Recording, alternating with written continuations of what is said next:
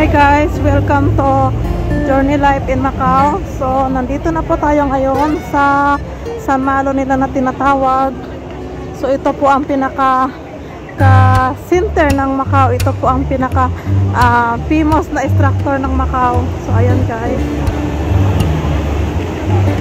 So, ayan. So, mostly dito ito ang una-unang pinupuntahan ng mga Pilipino, ng mga turista dito sa San Malo, Macau. Ayan guys.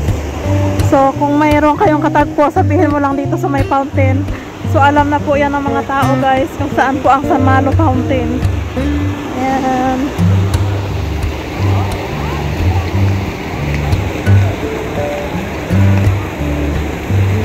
So ayan.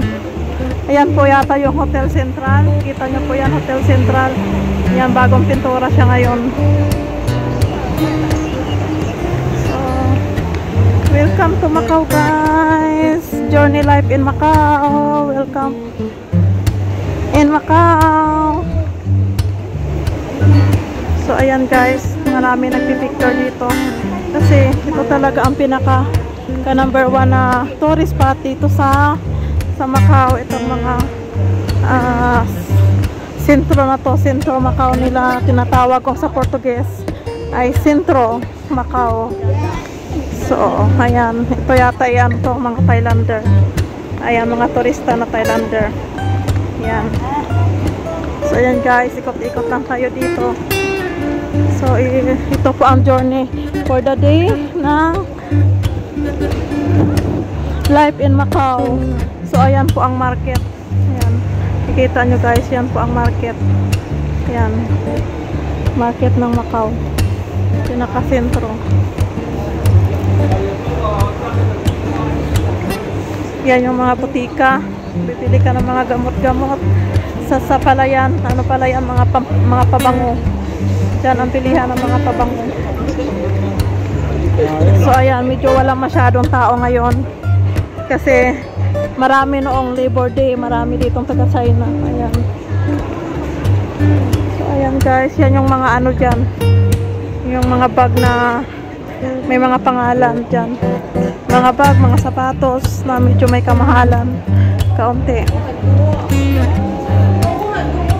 So ito po ang simbahan ng ano. So sana pupunta tayo guys sa St. Paul, pero napagod na guys ako sa galing sa trabaho. So ito lang muna guys ang ipapakita ko. So next time ng vlog ni Journey Life in Macau ay dadalhin ko kayo doon sa St. Paul, St. Rowan of St. Paul. Ayan, isa rin yan sa simbahan dito. Ayan, maraming mga ano, mga vlogger. Ayan, maraming mga vlogger na nag-ano, kumukuha ng mga video. Ayan yung basini dyan, nagsara kasi ang laki ng basini, hindi siguro nila nakayanan. Ayan. So, ayun, Lagro de Domingos. Ayan yung simbahan guys, Lagro de Domingos ang tawag dyan sa simbahan. Ayan.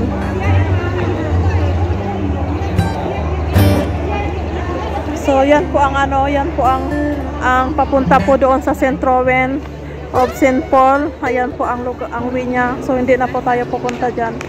Dito lang po tayo banda. Yan, dyan yung palengke, may market. So ngayon, pupunta tayo sa market na may mabili tayo ng kung ano isda man. Makabili tayo ng isda kung ano. So ayan guys. Ayan yung ano nila, egg tart. 10 daw yung egg tart. Ayan yung ano egg tart. Yung ano ng Macau. Tawag nito. Ayan, champoy. Champo yung gusto ni Mamita. Champoy. So ayan guys, so dito yung ano palitan ng mga pera dito sa, pero sarado na yata. So dito na po tayo sa market. Ayan guys, ito na po ang Macau market. Marami pong mga bangos dyan, mga isda-isda na makikita natin. So ayan, prutas.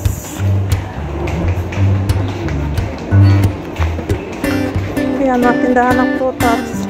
Sa kabila yung mga isda. Ayan, yung mga isda-isda. Ito po ang market ng sentral ng Macau. So, makakabili tayo dito ng mga bangos-bangos. Ayan, mga isda. So, ayan guys, may mga bangos. So, nagbangos na tayo nung nakaraang araw. So, ayan, may mga tilapia.